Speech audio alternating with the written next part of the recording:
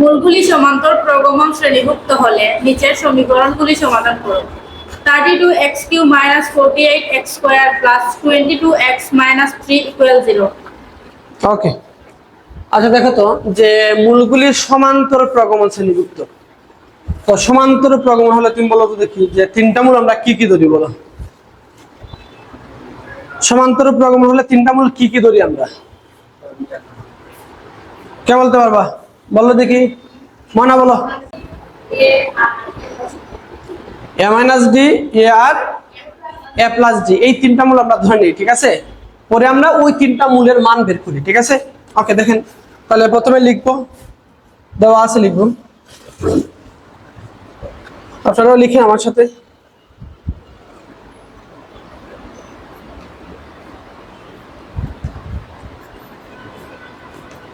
দেওয়া আছে 32x³ - 48x²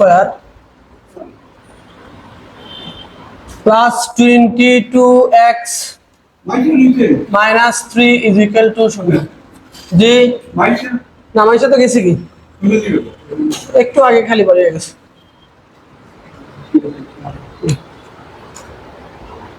ওকে, আচ্ছা দেখো, মূলগুলি সমান্তর প্রগমন শ্রেণীভুক্ত হলে নিচের সমীকরণগুলি লিখবে। আচ্ছা, দেওয়া আছে সমীকরণ দড়ি মূল ত্রয়, ধরি মূল ত্রয় বা মূলগুলি, ধরি মূলগুলি, মূলগুলি আমরা কি ধরছি বলো? মূলগুলি a - d আর কি হবে a এবং a + d, a + d আমরা তিনটা মূল ধরে নিলাম। এখন আমাদের প্রথম কাজ কি, কে বলবো? তুমি বলো। মূল পেয়ে গেছি, এখন আমার প্রথম কাজ কি? হ্যাঁ, তিনটা মূলের যোগফল আগে বের করা, ঠিক আছে? তাহলে দেখো, তিনটা মূলের যোগফলকে আমরা কিভাবে প্রকাশ করি? যেভাবে প্রকাশ করি সামেশন অফ আলফা। এটা দ্বারা কি বোঝায়? এটা দ্বারা কি বোঝায়? তিনটা মূলের যোগফল বোঝায়, ঠিক আছে? তাহলে তিনটা মূলের যোগফল কি? একটা হলো a - d প্লাস a, এরপরে আবার a প্লাস d। তিনটা মূলের যোগফল সমান কি জানি আমরা? কি জানি? -b/a। তাইলে সূত্রের মাইনাস b বলতে কত? -48। এ মানে কত? এ মানে হলো 32। তাহলে দেখো তো এখানে কি কি কাটা যায়, দেখো তো। ডি ডি কাটা যায় না? এখানে কয়টা এ থাকে? তিনটা এ, তাহলে 3a লিখেন। 3 = 2। এখানে কাটাকাটি করলে দেখো 16 দিয়ে কাটলে 3 বার যাইব আর নিচে যাবে 2 বার। এইটুকু বলেন তো বুঝছেন কি না? এটুকু বুঝছো? ওকে, এখন দেখো এই যে 3, এটা কি উপরের সংখ্যা না বলো তো দেখি? আর এই 3 কি উপরের না? তাহলে আমরা কি জানি? সেম পজিশনে সেম জিনিস একবারে আমরা বাদ দিয়ে দিব, বিকজ তোমরা এখন অনেক বড় হয়েছে, ঠিক আছে? এটা ভাগ করে দেখানোর প্রয়োজন মনে হয় না, আছে, বাদ দিয়ে দেন একবারে। তাহলে আমরা লিখতে পারি, দেখো যে a = 1/2 আমরা বলতে পারি, ঠিক আছে? a = 1/2 আমরা বলতে পারি, পারি তো? ওকে, আমরা এর মানটা পেয়ে গেলাম। দেখো এখন তুমি কি চাও বলো তো দেখি? এর মান যেহেতু পেয়ে গেছো, ডিটা পাইলে তুমি তিনটা মূল বের করতে পারবা, তাই না? এখন আমরা ডি যদি বের করি, তাহলে দেখো আমরা দুইটা করে মূলের গুণফলের যোগফল থেকে আমরা ডির মানটা বের করে নিয়ে আসবো। দুইটা করে নিয়ে মূলের গুণফলের যোগফল। তাহলে দেখেন আমরা কিভাবে প্রকাশ করি? সামেশন অফ আলফা বিটা, ঠিক আছে? ওকে, তো দেখো আমরা লিখতে পারি যে প্রথমে হবে a - d, a - d এর সাথে কে থাকবে গুণাকারে বলো? a, এরপরে plus a into a plus d, এরপরে আবার প্লাস a প্লাস d এর সাথে কে হবে বলেন তো? a - d হবে, a - d হবে। আচ্ছা, দুইটা করে নিয়ে মূলের গুণফলের যোগফল সমান আমরা কি জানি বলেন তো? c/a। তাহলে c এর দায়িত্বে আছে কে এখানে? 22। আর a মানে কত এখানে? 32। ওকে, তাহলে দেখো একটু কাটাকাটি গুণ দেওয়া আগে। a² - ad plus a² plus ad plus a² - d² = হলো 2 দিয়ে কাটো, তাহলে 11/16, 11/16।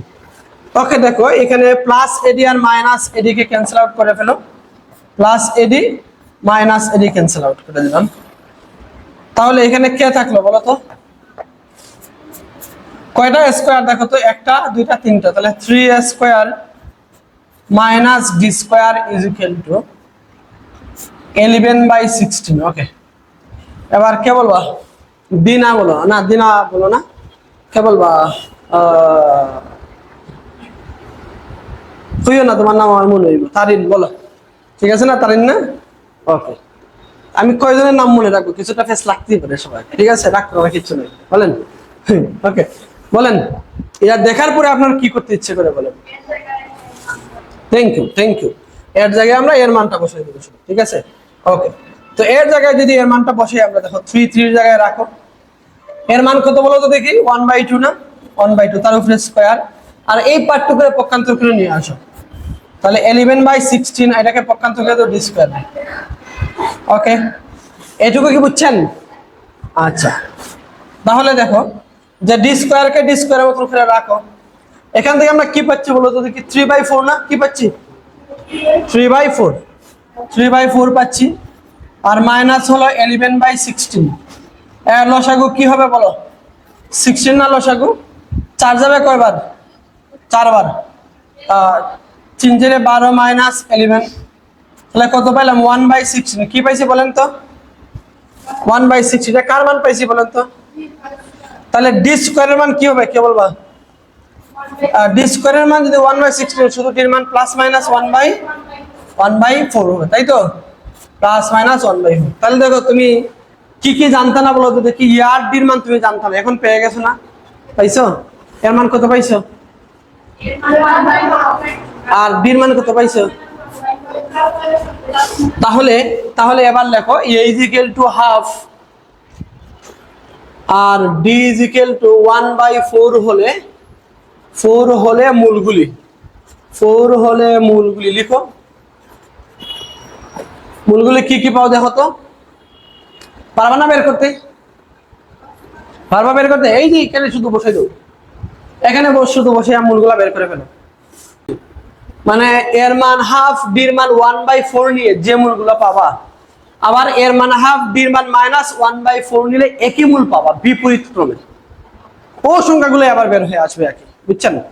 কারণ ও সংখ্যাগুলো বের না হলে তো মূল হয়ে যাবে আমার কয়টা? 6টা। এখান থেকে পাইলাম 3টা, এখান থেকে আরো 6টা। 6টা তো জীবনে পসিবল না, কারণ এটা হলো ত্রিঘাত সমীকরণ। ত্রিঘাত সমীকরণের মূল কয়টা হবে? 3টাই হবে, 3টাই হবে। ওকে, এই যে এখানে বসাম না, মূলগুলা কি কি আছে? এর মান হতো হাফ, ডির মান হলো 1/4, এটা একটা মূল। আবার এর মান তো হাফ আছেই, আবার এর মান হলো হাফ, ডির মান হলো 1/4। যোগ করিলাম, লসাগু হইব 4। লসাগু কত? 4। তাহলে 2 দিব 2 বার, তাহলে 2 - 1। আর এখানে তো এটা তার মতো হয়ে থাকবেই। আর এটা দেখো 4 হলো লসাগু, তাহলে 2 + 1, 2 + 1। তাহলে একটা মূল কি পাইলা তুমি? 1/4 পাইলা, হাফ পাইলা, আর পাইলা 3/4 পাইলা।